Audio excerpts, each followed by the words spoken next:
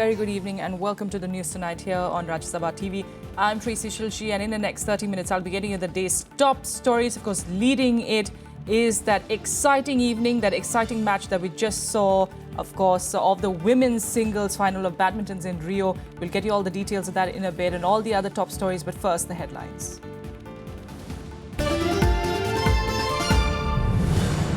PV Sindhu loses the women's singles final in Rio Olympics but wins hearts, and a historic silver medal loses in a close match to world number 1 Carolina Marin of Spain.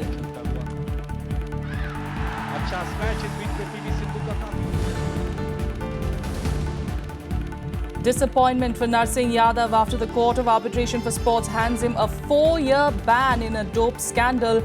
Indian Olympic Association says the wrestler was defeated by compatriots rather than opponents.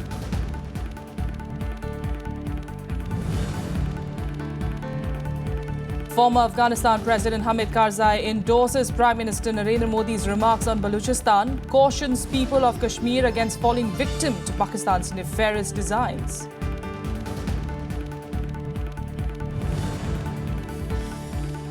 And the Islamic State owns responsibility for carrying out an attack on a police post in Moscow, claims it is retaliation for Russia mounting airstrikes on Syria.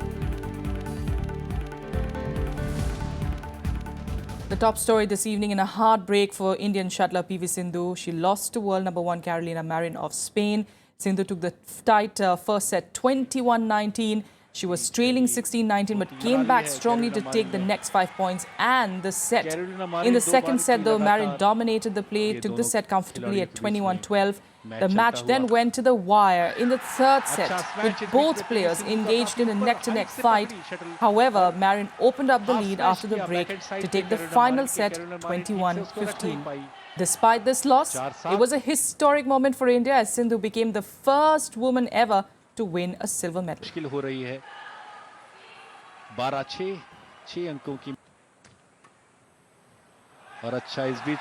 there you have it. That's of course the result of the match we just told you about. PV Sindhu has lost that finals match.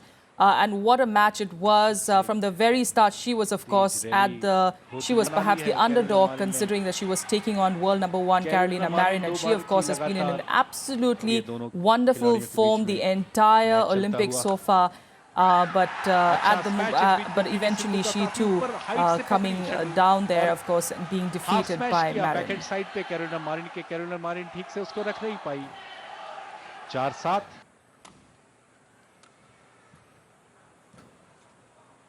मुश्किल हो रही है 12-6 अंकों की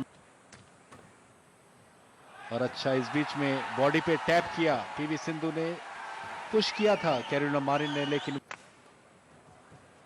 दो महिलाओं ने आपको आगे किस तरीके से ये शुरुआत है अभी हमारे रेसलिंग के अंदर जो पहलवान हैं उनसे भी हमको उम्मीद है और मैं समझता हूं जैसा प्रधानमंत्री नरेंद्र मोदी जी कहते हैं कि हार और जीत खेल के अंदर होती है, आपको अपना सबसे बेहतर प्रदर्शन करना चाहिए। तो मैं वो समझता हूँ पीवी सिंधु ने आज सबसे अपना अच्छा बेहतर प्रदर्शन किया है और मैं उनको भी बधाई देता हूँ सिल्वर मेडल जीतने के ऊपर और उसके साथ साथ उनके कोच गोपीचंद को भी बधाई देता हूँ और उनके पेरेंट्स को भी मुबारकबाद देता हूँ कि सिंधु ने आज पूरे देश के लिए सिल्वर मेडल जीता। हमारे लिए ये बड़े गर्व, खुशी की और उत्साह की बात है।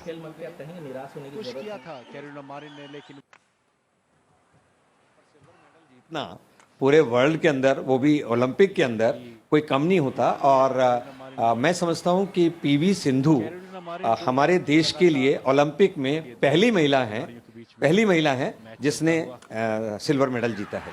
अच्छा स्मैश इंडियन सिंधु का काफी ऊपर हाइट से पकड़ी शटल और हाफ स्मैश किया बैकहैंड साइड पे कैरोलिना मारिन ठीक से उसको रख नहीं पाई। All right, that's exactly the kind of reactions we'll be getting, I'm sure, through the evening and tomorrow as well. Unless we do see Sindhu coming back to India. Of course, it was heartbreak for her, but nonetheless, it was an absolutely sensational game. It lasted an hour and 23 minutes. Definitely cheers can be heard across the country today.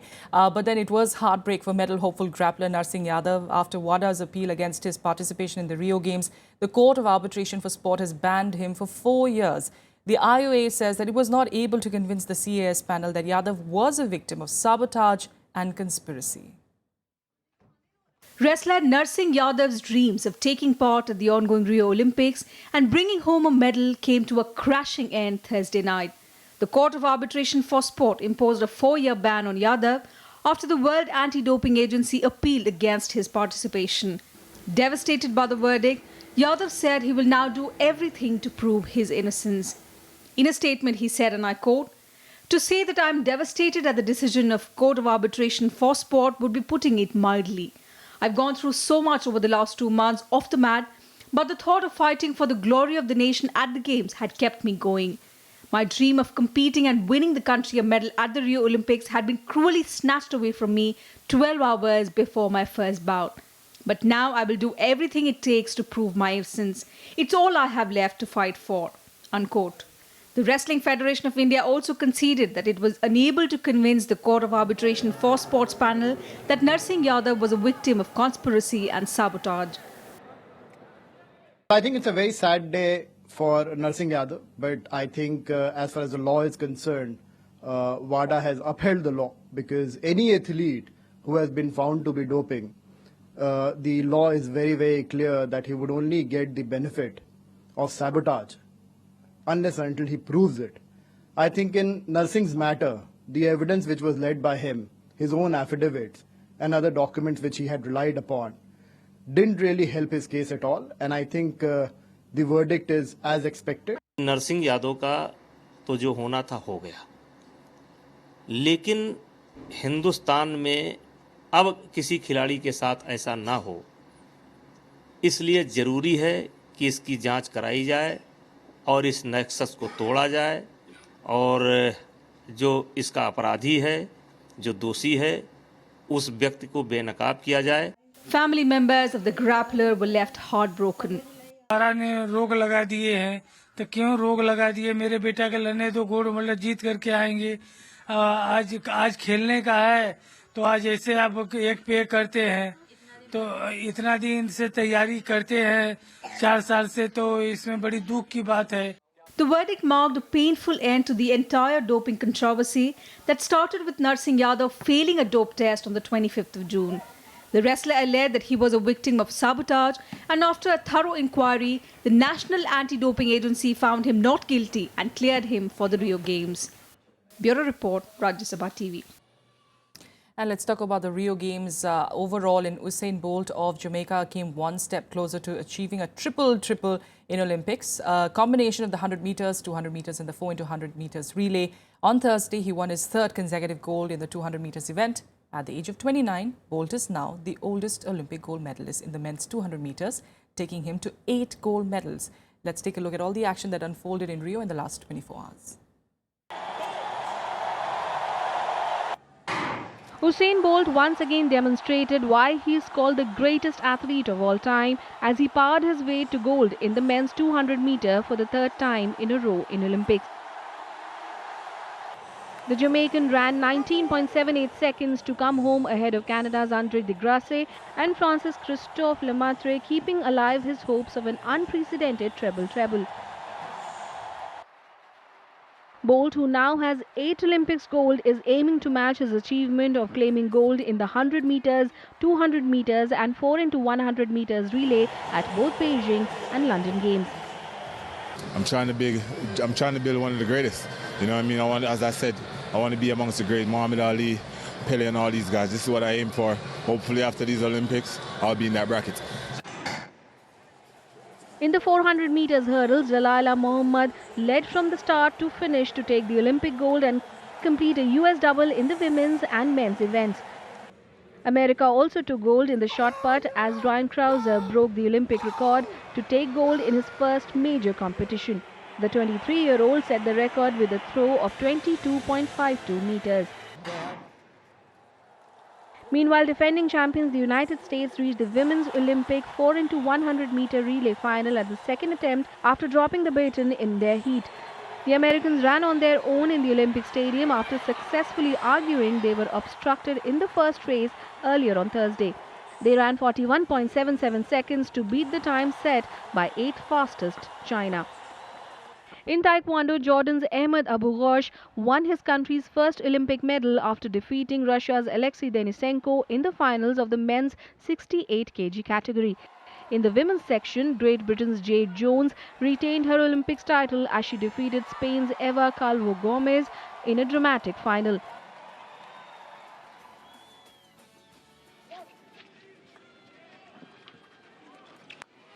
In men's hockey, Argentina won gold for the first time with a 4-2 victory over Belgium. Argentina were a goal down but took control by scoring 3 goals before half-time.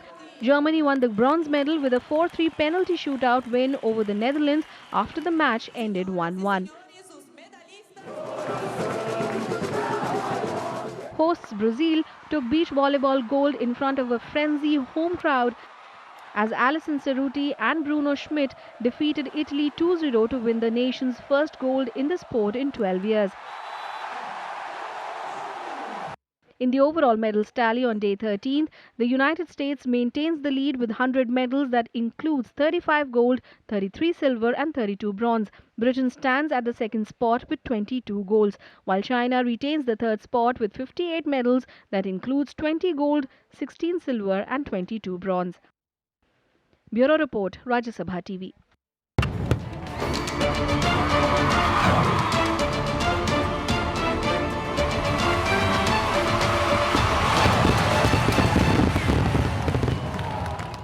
And with that, a quick break here, but we'll be back with the national stories in a bit. Stay with us.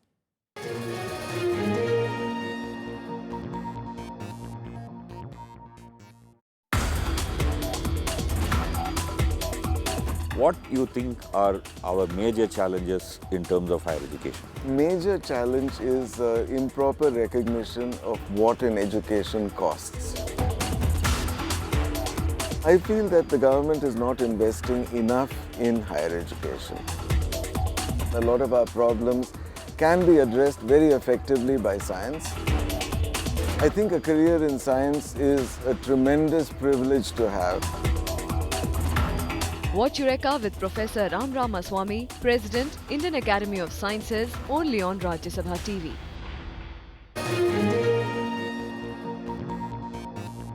Welcome back. Let's head across straight to Rio again, where the medal ceremony of the women's singles badminton is taking place. Okuhara, the first ever singles player from Japan to win an Olympic medal.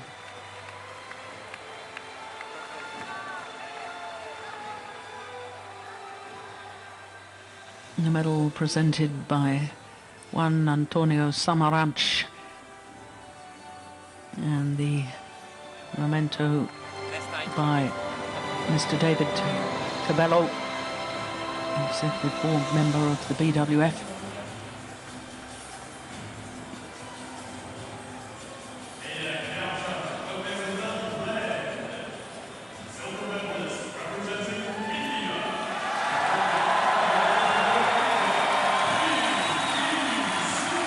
Kusala Venkata Sindhu, Olympic silver medalist, a first ever silver medal for a female athlete from India in any sport, in any discipline. And only the fifth medalist, female medalist from her country.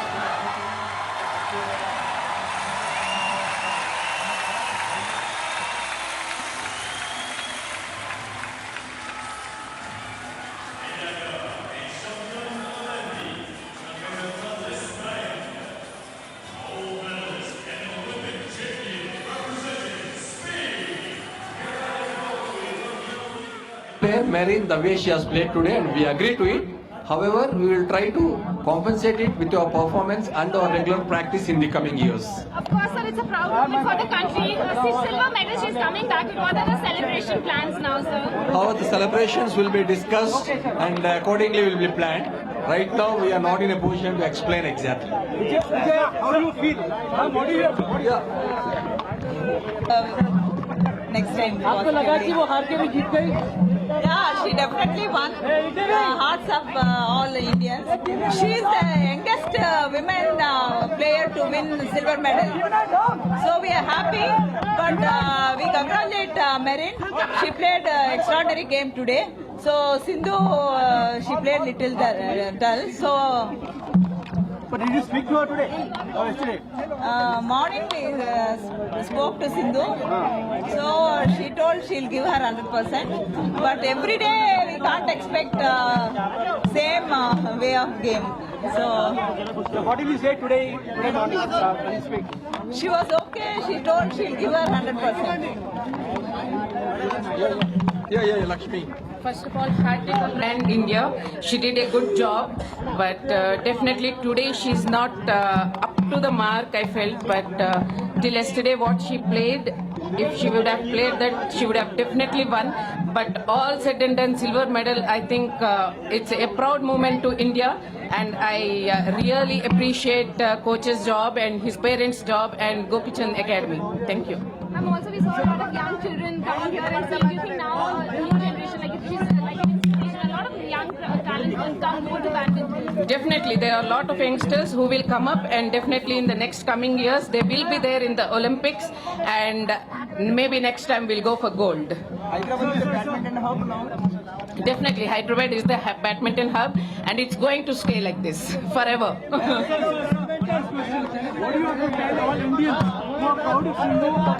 All Indians for their support, and of course she has settled with the silver, and of course she has most of the people have disappointed, but still I assure you, with the next hard working and the inputs by the coach from now itself, will assure that she will definitely perform well in the coming Super Series as well as other senior tournaments also. And I thank the media for giving a wide publicity today. Thank all the people who are directly or indirectly involved and making our child to come up to this place. Thank you. All right, so the parents there, of course, ecstatic and giving credit where it's due, saying that Marin did play a great match, which is, of course, correct. And eventually she did win that match. Let's not forget, we do have another woman, an Indian woman, who is playing for gold. And that is, of course, Aditi Ashok. She's, of course, leading in golf. And let's hope from there we get some good news as well. But at the moment, of course, tonight, it's the night of PV Sindhu winning silver for India. 4-7. On to more national news now. And Minister of State for Home Kiran Rijiju has said that there are reports of the Chinese army transgressing into Arunachal Pradesh on 2 occasions recently. One incident was reported from the Kibithu area in remote Anjor district on the 22nd of July and another at Thangsa in Tawang district also in July. However, the minister refrained from describing these incidents as incursion, calling them transgressions. Rijiju also said that the centre had already begun strengthening infrastructure along the border to counter China's infrastructure development across the border. The advanced landing ground at Pasighat in Arunachal Pradesh is a step in that direction. The ALG was inaugurated on Friday. Meanwhile, India and China held the 8th high-level financial and economic dialogue in Beijing on Friday. The summit, in fact, is aiming at strengthening trade and economic cooperation. Both the countries aim to underline the need to build solidarity in order to adopt macroeconomic policies. Secretary of Economic Affairs Shaktikant Das, accompanied by a team of officials from the RBI and Finance Ministry, attended the annual dialogue along with the Chinese delegation. The dialogue mechanism looks at exchanging ideas and status reports on the macroeconomic situation in both the countries. India and China shared their economic and fiscal policies and discussed issues of structural reforms and bilateral investment. The dialogue is being held ahead of the G20 summit to be held in Hangzhou, followed in fact by the BRICS summit in Goa. The summit would focus on global economic slowdown and initiatives to spur growth. 共同发声，敦促主要发达国家采取负责任的宏观建议。另一个方面呢，要加强彼此之间的宏观经济政策协调，积极采取措施促进本国经济的增长。 The CRPF has told the Jammu and Kashmir High Court that any ban on pellet guns as a crowd control measure could result in more deaths, as its personnel would be forced to fire bullets in extreme situations.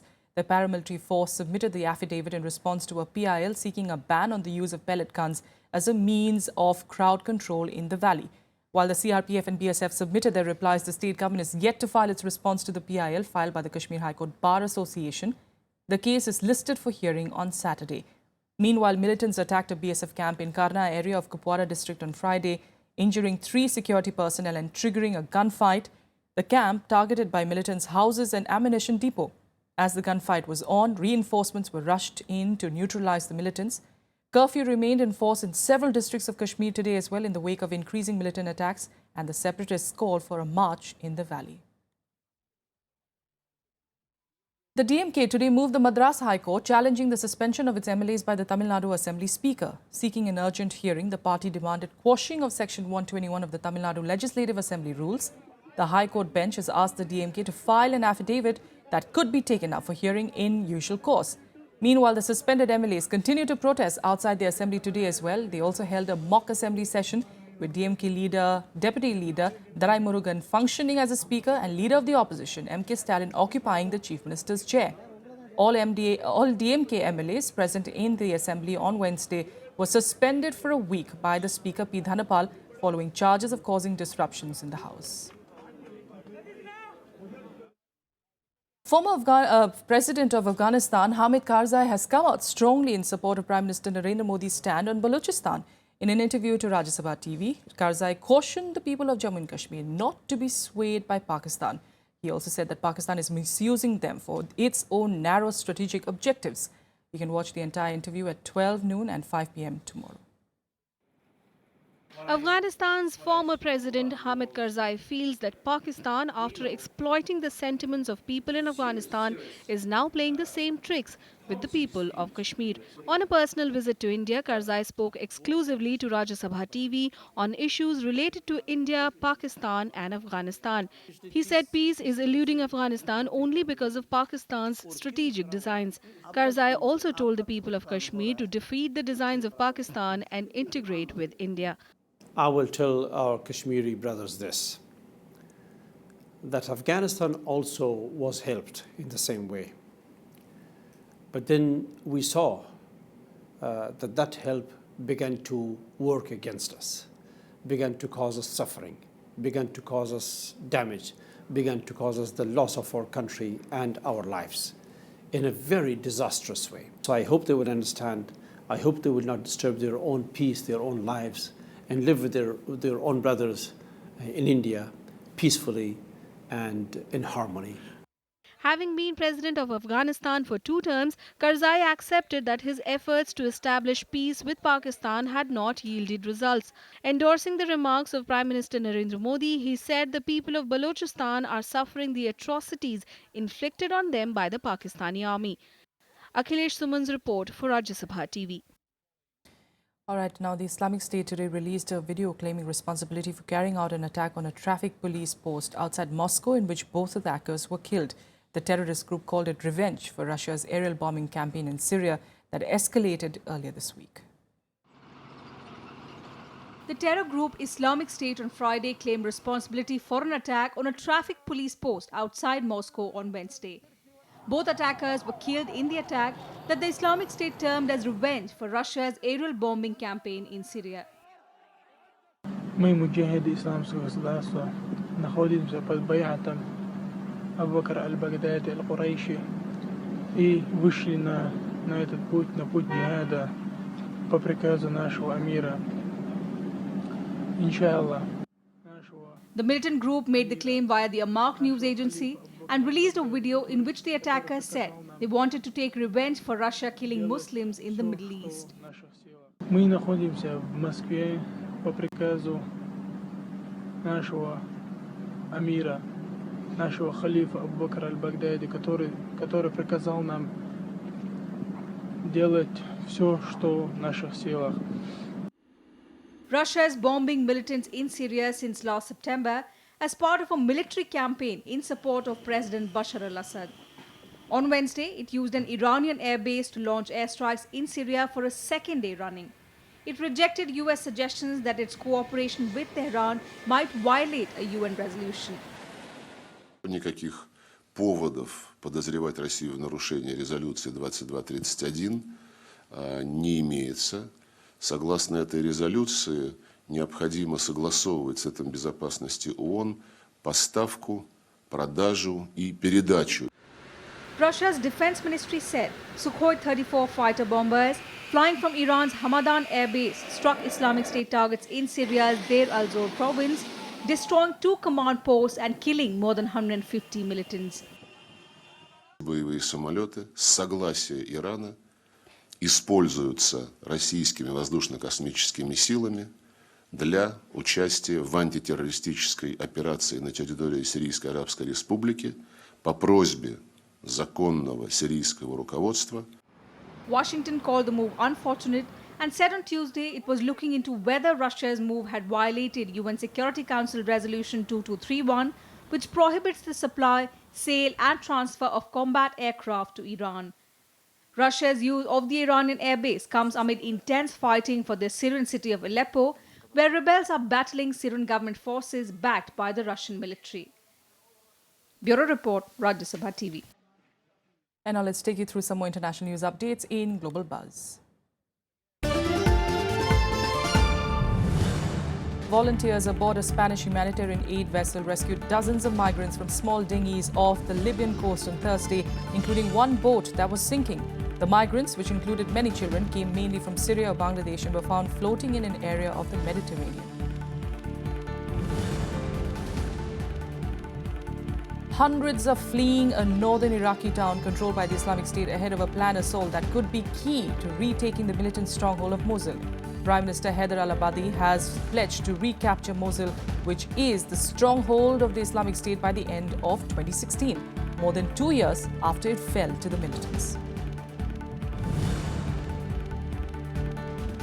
Typhoon Dianmu brought floods to parts of China's southern Hainan province on Friday after it made landfall on Thursday.